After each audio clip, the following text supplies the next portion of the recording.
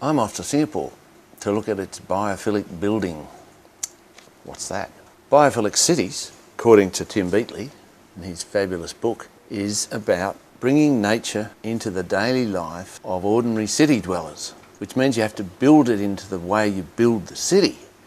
And that is new because there's a whole lot of new techniques and technologies with green roofs and green walls and green edges.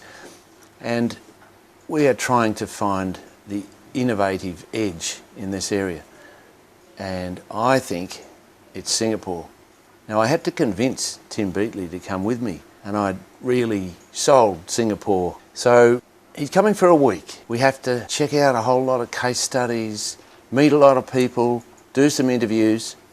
It's going to be very intense, and we hope to have a sense of whether Singapore really is the biophilic city of the future. We've got a bit of help. Some of my students, in fact 35 students from the National University of Singapore who are studying a Masters in Urban Design, and they're doing a course with me and Tim, are going to help us. And this combination, we hope, will unfold the secrets and mysteries and wonders of Singapore as a biophilic city.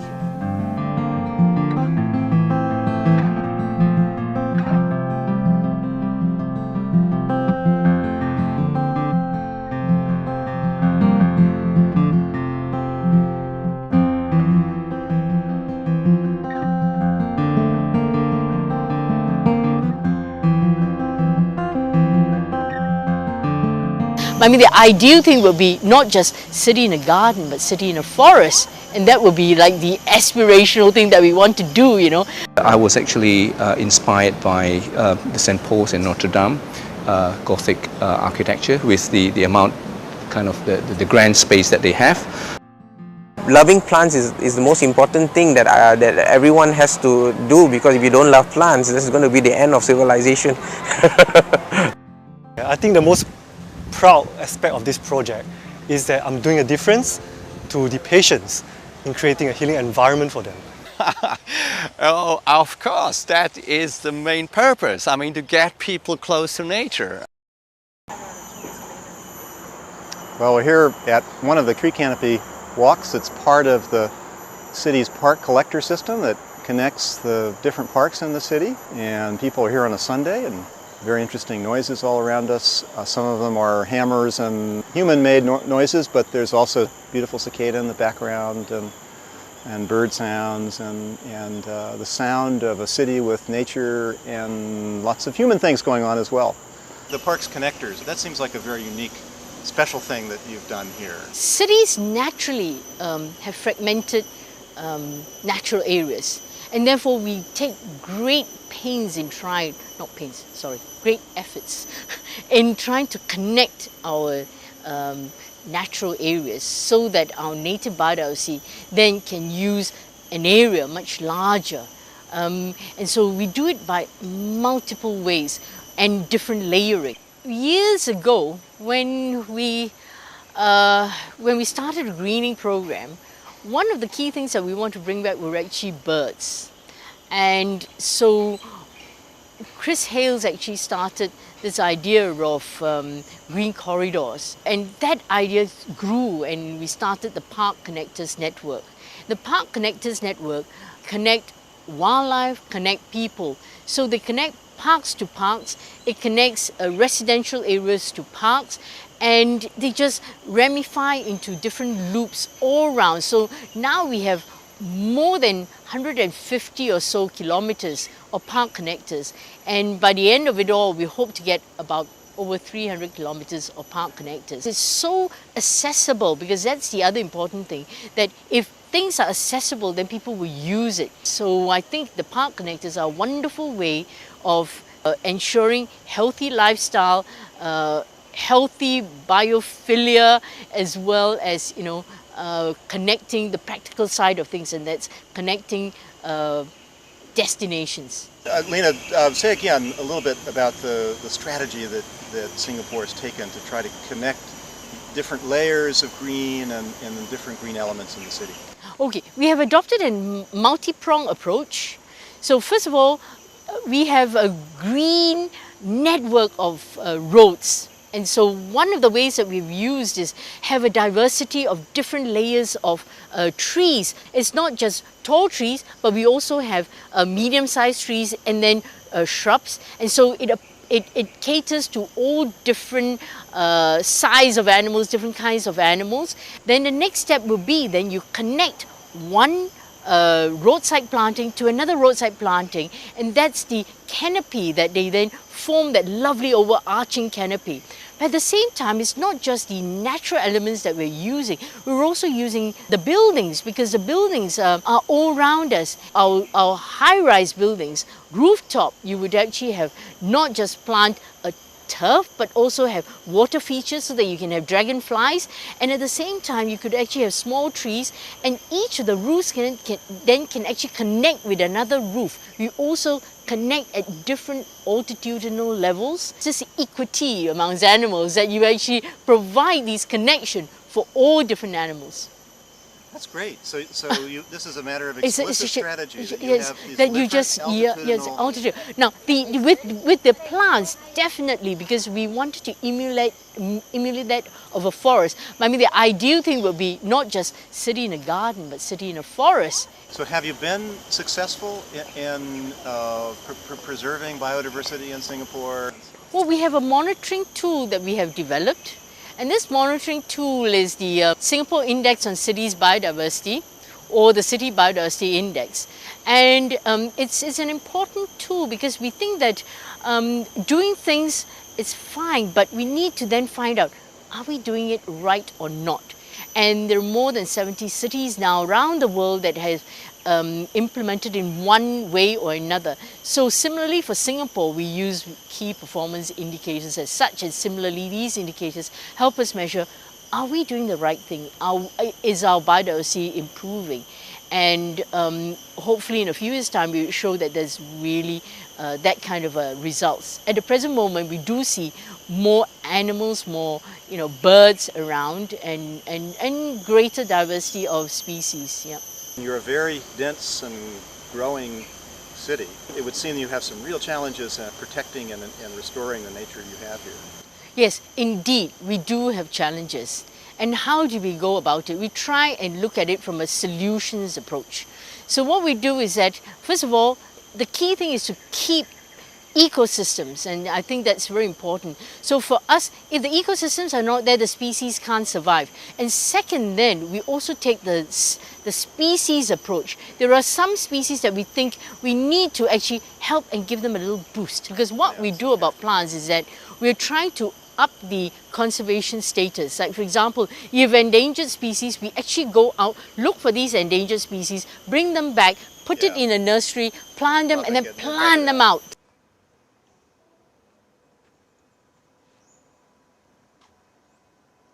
Well, we're here at the Hort Park in Singapore, and we're looking at these 8 panels of green walls. They're a demonstration and research project of in-parks, and each of the walls is demonstrating a different green wall technology, different materials, different structure, different set of plants. Here we have plastic boxes with a series of little watering tubes to each box, and dripping and draining. And so they're looking at them, testing them, evaluating them over the long term to see which systems seem to work the best and in which environment.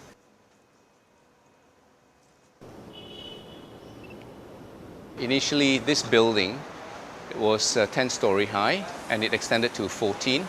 Because of the new floors, there were 4 columns added, these massive columns. They were really, really big and bulky elements, 2 of them in the middle. And then the other 2 at the ends, I've converted them and integrate them as part of the green wall. And the planters, horizontally, they've become the hanging garden. So as you can see, this is exactly just about a year after completion, and the plants are really looking like a hanging garden as intended. So this is on level 3 we are on, and it goes up to level 9. So from level 3 to level 9, that's the 6th to 7th floors. Of offices overlooking into this atrium space. This whole space is treated as an external space with a natural ventilation. meaning we don't need sprinklers, we don't need smoke extraction fans, and because of this, it has to be naturally ventilated. The previous design was a mesh facade to get the ventilation through. What I did was I replaced it with glass, and it was actually rejected by the fire authority because glass is simply not a permeable material. And what I did was I layered it by stepping it 900 millimeters, about nearly 3 feet apart, and gives the ventilation into the atrium space. Maybe you could talk a little bit about the experience you had when you maybe unveiled this idea. How the project started off was the client wanted to replace the facade, and the client said, Calvin, why don't you have a look and see what you can do to the interior, because it was dark and dingy, it was grey, and it had all the mesh over it, and it just looked pretty enclosed. It's a bit like a prison cell in a way. It's really, really unfriendly and uninviting. There was just 2 key words that I used. I wanted to make this lively, meaning it wasn't pleasant, and people were, turning their backs onto this space. So I want to make it lively. That's one. The second one was to green this space so that it has the sort of softness to it. Has that affected the rents at all? Are they being asked to pay more for this? Well, I can't. The rent actually went up, partly due to the economy, and partly it's a significant improvement to it. But I can't apportion it how much is due to this. Before the renovation, out of the 6 floors that faces the atrium, only 1 floor was let out, and the floor that was let out actually did not turn its back onto this space. It was actually facing the other side. But when it's finished, they extended their office and actually look into the hanging garden atrium, and I'm pleased to say that all the floors now have been let within a year. Yeah. And the vegetation, was there something special that you were trying to do with the kinds of plants? They are on individual potted systems, about 6-inch cube, 150 cube, and they are on auto irrigation system.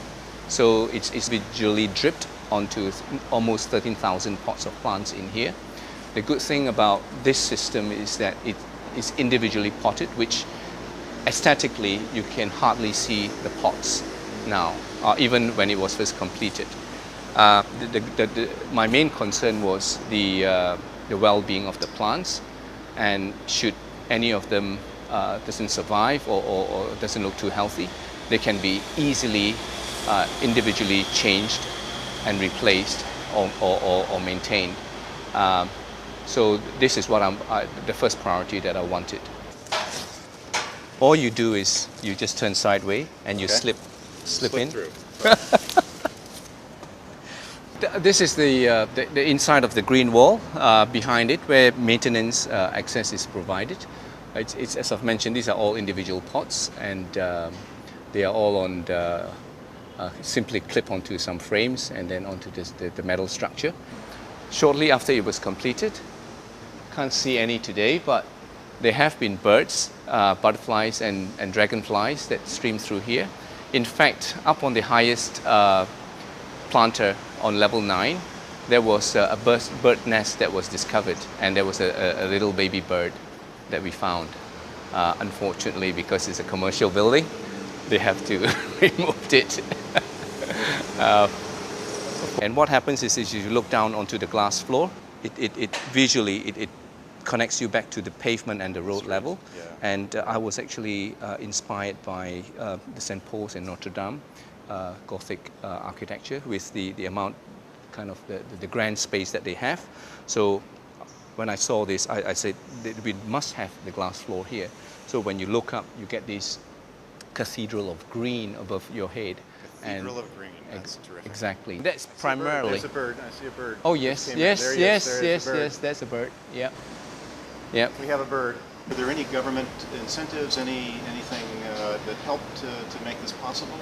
Yes, in Singapore, the NParks, the national parks, which is in charge of all the greenery planting in Singapore, they have a Skyrise Greenery Incentive Scheme, and it actually has got fairly good funding. I hope with 158 Cecil Street, we will be able to get more people to be more open and receptive towards having green walls in a major scale.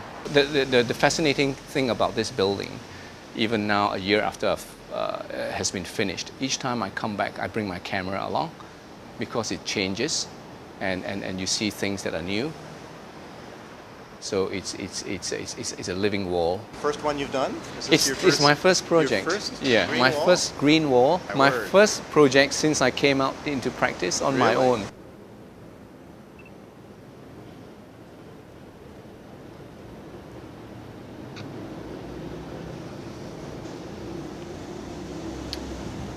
We started with the green roof program for 6 months, and we realized that there's a interest for people to extend the coverage to walls, green walls.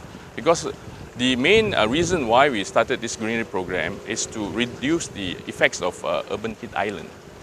We did a scan of the industry to find out what's the cost for a basic extensive green roof. It costs 2009, about $150 per square meter. But since then, I think the price has gone down to about $100.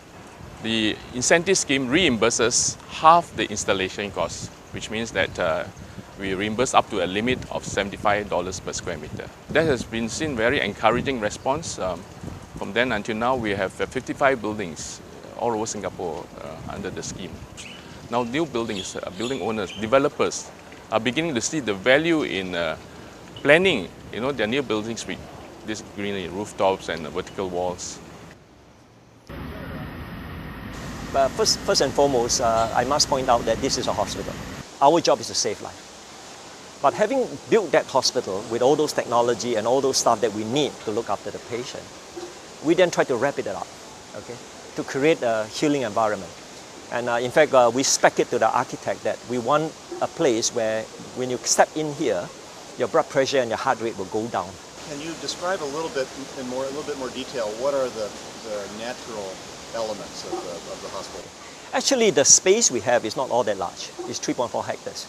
All right, and our built-up area is actually 110,000 square meters. So this is a sizable building on a fairly small plot of land. We try to create the sense of spaciousness and the comfort in this area by bringing green right into the heart of this building. So right from the entrance of the hospital, when you're in the driveway there, and all the way through to this level, basement 1, and then level 1, and then to the pond, it's just open space. Okay, is to create a sense of spaciousness. And of course, we are also in a tropical environment where it is hot and humid, and we wanted to have airflow right across the building. So this is the basic concept that the greenery is brought in as an integral part of this whole planning. Now, for patients, when they are not well, they are uncomfortable, and sometimes they have to spend considerable amount of time in the inpatient ward in the ICU, or even when they come to the clinics, they will be spending a bit of time waiting. So we try to give them an outdoor view with the greenery, the skies, and hopefully some birds flying by and butterfly flying around. Just sort of distract and also comfort them. What can you say about the biodiversity in this hospital? Our Urban Renewal Authority, URA, which is the chief planning department of the country, they have a very nice slogan: make Singapore a great place to live, work and play. And I have decided to corrupt that statement. And I said, let's make Singapore a great place to live, work and play for man and flora and fauna of the tropical rainforest. All right. So we say we can have the cake and eat it. Why design a place and have a place only for ourselves? We could share it around, all right? And so we decided part of this project is that we're going to first of all, we let the plants survive first, okay? Because plant is the source of life, really, right? So we planted mostly the indigenous trees and plants, all right? And then we say that we would like to have the birds here, we like to have the butterflies here, and so on. So the different nature lover came in and they give their 2 cents worth, If you do that, the butterfly will come. If you do that, the birds will come, and so on. So this is how this concept evolved. It's for us, the patients, the hospital staff, visitors, and also for the flora and fauna, all right, of this region. And what do you know about the effects on patients, the healing aspects of all these green features? I think when the patients come to the hospital, they didn't expect this. I mean, but the feedback we have been getting has been almost 100% positive, and I think people love this place. In fact, what we are seeing is that lots of people are coming here, and they have no reason to be in the hospital. Basically, they are not here as a patient or visiting a patient, but they are coming here to enjoy the garden and to look at the fishes and stuff like that. And lots of people are carrying camera around, taking photographs, and students are coming by here to study. So, and the thing is, it's totally occupied this way. We intended it to be. In our mind, the level 1 and basement 1 of this hospital, right all the way to the waterfront, is actually meant to be a communal garden. Okay, it's meant for the neighborhood, the people to come by here and relax and enjoy. All right. We are very conscious that this is a public hospital. We don't own this hospital, and this is public space built with public money, and we should maximize the utility of this whole space. So this project is really one project where we let it flow. All right. It's sort of over the period of planning and construction, things just evolved. And what you see here is the creations of many. I'm with CPG Consultants. I've been involved since the design competition stage back in 2005, and I saw through the project to completion in 2010. What are you proudest about here? Well, I think the most proud aspect of this project is that I'm doing a difference to the patients in creating a healing environment for them. I think that's the most important aspect. Yes, because this is a hospital, you see. So it's not just about creating a communal spaces. Of course, that is important. But what is most important is how it makes a difference to the patients. And I think we have done that whether you are a subsidized patient or you are a private patient, you have a fantastic environment to recover. Is that something you learned in architecture school? Have architects always been thinking about healing spaces? And No, definitely not. Definitely not. I mean, frankly, this is my first hospital project. Okay, before this, I was working on a park project about nature conservation. So there were some learning points brought from that project to this project. But again, it's a very different brief. That's a park, this is a hospital. We're very heavy loaded on technology, on functionality, but with additional twist to it, this additional requirement, okay, for a green hospital. So it's sort of like, merging the best of many different aspects of architecture design. Not something you can learn in architecture school. And will this project then change the way other hospitals are designed, other health facilities in Singapore? Definitely, definitely. I mean, this has become a benchmark in the local context and even for the region. I mean, you have a lot of visitors coming to see this hospital and learning from it. Of course, we are also looking at other people, how other people are doing it, because this is not perfect.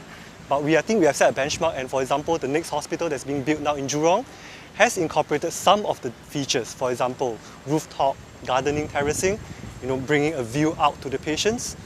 That has been translated to other projects. And I think looking ahead, okay, for example, Yishun Community Hospital, Sengkang General Hospital that's coming up, it's all going to have a bit of this. Can you, first of all, tell us who you are? I know you've been described as the chief gardener here at the hospital. Is that a real title? I coordinate the garden in the whole hospital actually, and the rooftop is only one aspect of it. Our aim of doing the rooftop is three things. We want to engage the community to come and take part and be useful, to socialize, and we want to have a food chain because food is getting more expensive, and we're having organic, which is even better, and to give produce for the kitchen. Any extras we will sell to staff or the public, and the money goes into the green fund to support all our green activities here. Also, we want to make use of here is a solar panel, and why waste the land? So we maximize the land to grow our produce. And since then, for 1.5 years, we have had harvest after harvest. The produce have been very good. You're in charge of all of the gardens. I'm in charge of the healing environment and the biodiversity. So we started here with only 3 butterflies. So far, we are very successful in getting 35 butterflies to date, and we are still counting. we are also bringing in birds. We on purpose plant trees that will attract birds, hopefully to bring in 100 species of birds. And the fishes, we have a lot of water features here, and all these are Southeast Asian fishes.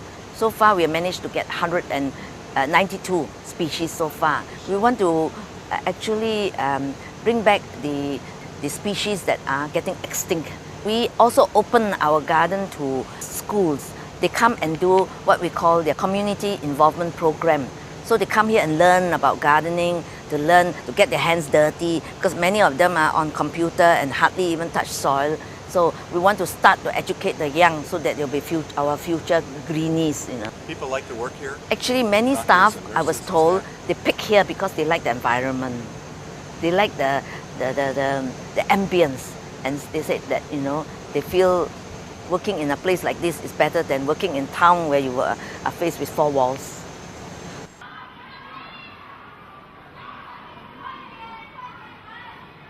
People always ask me, did you design this? Did you have a plan?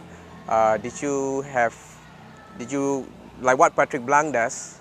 He actually has a piece of paper and then he says, okay, certain plant has to be here, this certain plant has to be here, and then he gives it to some contractors and then they would plant it.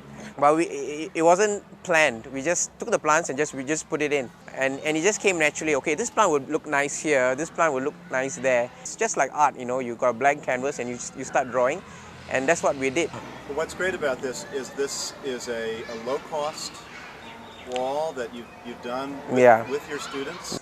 In any school, money is a problem, right? If you want to make something, budget is an issue. And what NParks was offering was they were going to give us 50% of the amount of any wall that we built. But the problem was getting that amount of money as well, because if we employed any contractor, right, any wall of this size would have cost us at about coming to about 40,000, 40 to 50,000. So we had to find ways to do it cheap, and so we went into the net. We found things done by Patrick Blanc quite interesting. It looks very impressive, and I personally saw it because I went to London, I went to Paris, and I saw his work, and I actually went to touch it, touch the felt, and actually if you looked at our felt, it's quite strong. His felt is really soft and they're growing. We didn't take any risk. Our felt is quite robust. Then we made a prototype. There's a prototype at the back. We put it up. And we let it grow for about 2-3 months. We saw it was working, and we decided, yeah, let's go ahead. We couldn't, of course, build the boards for this entire wall. That would take a lot of manpower, so we employed a contractor. So they fixed the boards up for us, and they stapled the PVC felt onto the boards for us. Then after, we went to the nursery, chose the plants that we wanted, brought them to school from the nursery, and then we put it up on our own. Yeah. All we needed was a very strong stapler. Yeah. You insert the plant. Insert the plant because you cut slots into the felt, and then you insert the plant in, and then you staple. Yeah, you staple around it so that the plant is in place. And the students did stapling? Yeah. Students help in stapling, depotting. Like I said, there's only 2 teachers, so you need a number of students to help you because it's very labor intensive. It took us many days to actually do this. Yeah, for over a period of about 3-4 weeks. 3 or 4 weeks. Yeah, to actually complete the wall. And then you've designed your own irrigation. Well, it's not rocket science actually. It's just a tube at the top, right? And then you have water coming down. You know, gravity does everything for you. So it's nothing to design. You know, plants grow. You give it everything that it needs: sunlight, water, air's all around you. So it's going to grow. Yeah, nutrients has to be provided. The system that we have, it will give in this amount of nutrients to the water supply. Yeah, it mixes it up for you automatically. But I try not to add in too much. I actually add in maybe once in 3 months, because every time I add, it gets really bushy and crazy. Yeah, So I would prefer that it grows slowly actually. It's just growing a bit too fast. Our total cost for this wall was about 15,000, 1.5. And NParks gave us half of that, about 8,000. Yeah. Still, the remainder of that money, where did that come from? The remainder of the money came from the school. Well, 7,000 is not a lot of money. Manageable. What made you think you could do this? I don't know. Just decide that? It's all inspiration actually. When I saw what Patrick Blanc did, Paris, and I saw how huge the wall was, and I thought, hey, it's possible to be done, and it's so simple, and I thought, hey, why not just try doing it, and I just went ahead and did it. Do you use the wall in any classes? One topic is environment. So we show them how plants can actually reduce temperature. So this is one way that we show them how to. Like we show them the difference in temperature between this classroom and the classroom above. Because these two classrooms get direct sunlight most times of the day. Not right now, but later on you'll see there's direct sunlight and it can get really hot. So they can compare the temperatures using probes, sensors, and they can tell that the classroom on the top would actually be, temperature will be much higher than the classroom below. Yeah. What's the impact later in life? Yeah, because that is something I'm very concerned about, because if you look around you, it's rapid urbanization all around you, you know, and if these kids are not exposed to what their fathers or their grandfathers were exposed to, because most of them used to live in a landed environment where they were exposed to a lot of greenery, but kids today, they live in flats, you know, with very little greenery. They're not exposed to this, and that's why we try to make our surrounding in the school where they spend the most of their times with this diversity of plants, so that they are aware that there's such beautiful things exist, you know, and so that it doesn't die away. This generation of people who love plants doesn't die away, because loving plants is the most important thing that everyone has to do, because if you don't love plants, this is going to be the end of civilization.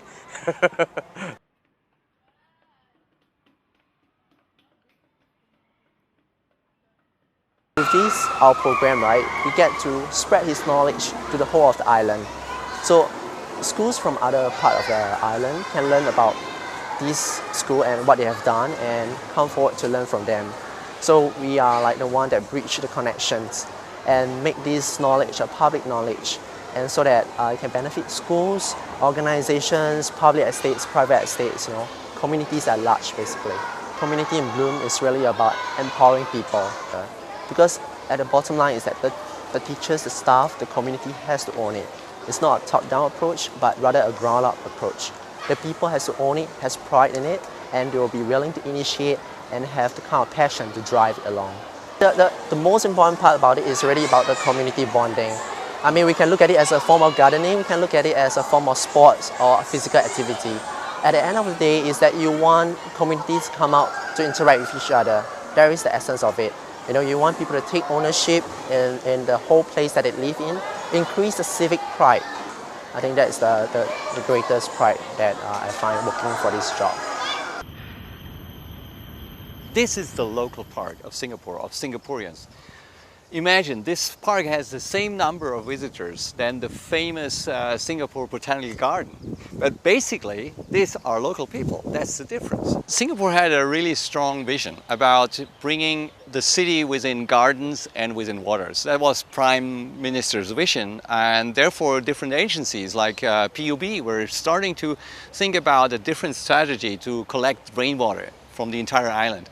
They call it ABC Water Guidelines. I stepped into this program, was helping basically the city really to give that a meaning and showing, you know, how can you integrate stormwater management and waterways restoration and park using. I was working on the central catchment looking for pilot projects, and Bishan Park and Kallang River restoration was great for me. So if you remember on pictures how that looked like, it was just a boring straight canal, like a highway going from A to B in the fastest way as possible. On both sides, fences, steel embedded in concrete, pool water like in a prison. So what we were thinking, how would it be if we open that water, make it wider, have more biodiversity, bringing functions like cleansing systems into that, and slowing down the water process to harvest stormwater finally in the Marina Barrage, which is very important for Singapore as a water supply for drinking water. I knew at the same moment that this is an old park and it needs a facelifting. So I did a workshop actually very close by, which is actually just over there in a little shed. And we did invest a week, my team did just invest a week of work. We invited local people, also people from different agencies, and we came up at the end of the week with a vision about bringing the two things together, restoration of the river and facelifting and upgrading and making that to a modern park. So by the end of that week, I could present this to the two CEOs from NParks and PUB, and they luckily took this idea and agreed upon to do a joint project. I think the focus on this project is really to bring the green and the blue together. The green is the park, the blue is the water, and to get it out of the gray and recycle the gray. Bring the gray to a point where we recycle like cradle to cradle, using the old stuff of concrete and creating it to stabilize the riverbank, to bring bioengineering in that. And then finally to bring the river as part of the park together, and saying the park is also part of the river system. So instead of having a sort of controlled area where we say this is a river and this is a park, we actually overlap. And this is a big challenge because it means you have to overlap finances, you have to overlap management, you have to overlap finally also maintenance questions, and responsibility questions. So what you see here is now today is very calm. So we don't have any big storm event at the moment, but you can probably expect it might change in 2 or 3 hours. There might be thunderstorms coming down in Singapore in the afternoon. You have suddenly a lot of water coming downhill and actually out of this huge urban settlements around here. So everywhere where you see little holes like the one here in the back, there would be a lot of water coming in, and this would fill up with water, and we would suddenly have the water coming up, in the worst case, actually as high as you see the red little sign post over there. That's how high the water can be. There is a warning system that we have blinking light like you can see over there. There is just a test run. There are warnings like people with loudspeaker in many different languages, in English and Mandarin and so on. They would hear this, please step out of the waterway of the river because the water might come up. Finally, there is a warning system where all park rangers get a signal on their cell phones, and then many other things in addition to that. So safety was one of the very top issues. And you must imagine this is a real pilot project. It has never done in this scale in the tropics. That is the main purpose. I mean, to get people close to nature and do it in a way that you really can enjoy and celebrate it.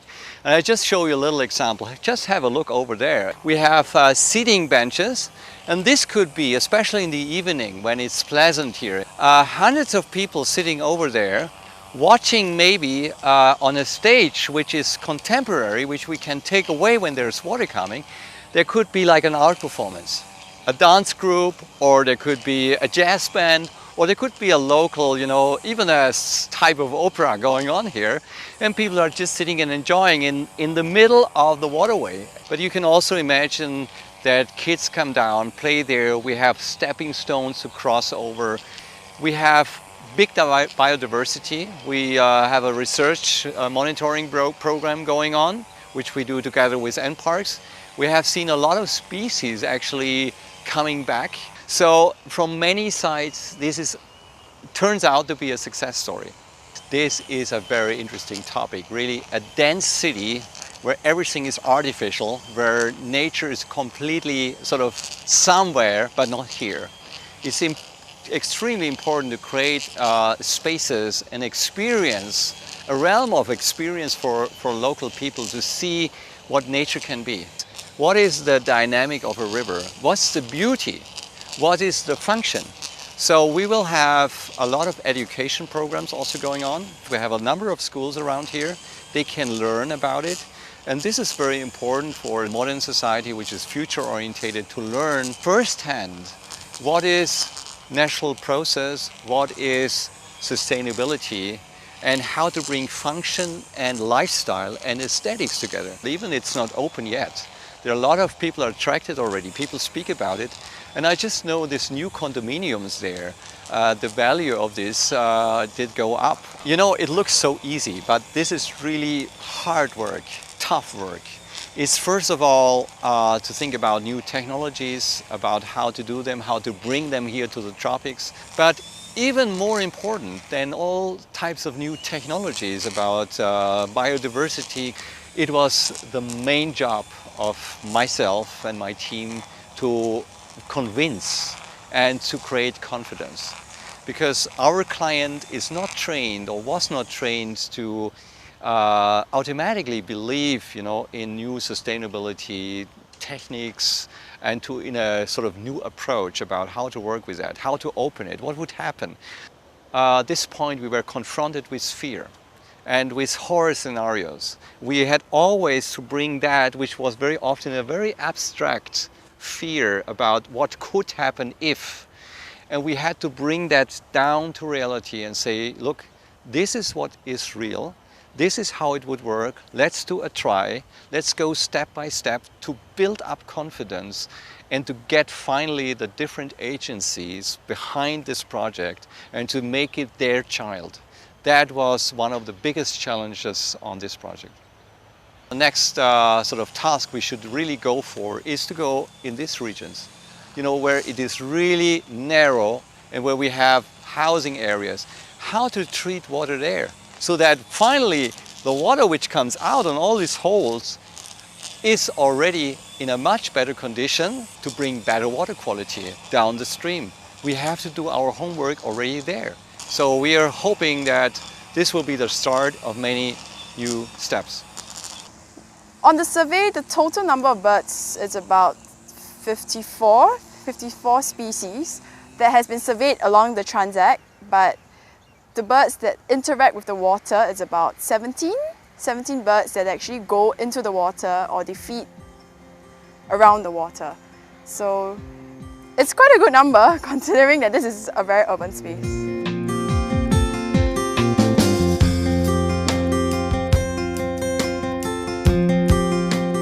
It's been a terrific week. We've been here in Singapore learning about all the amazing things the city has been doing to incorporate nature into its design and planning and building.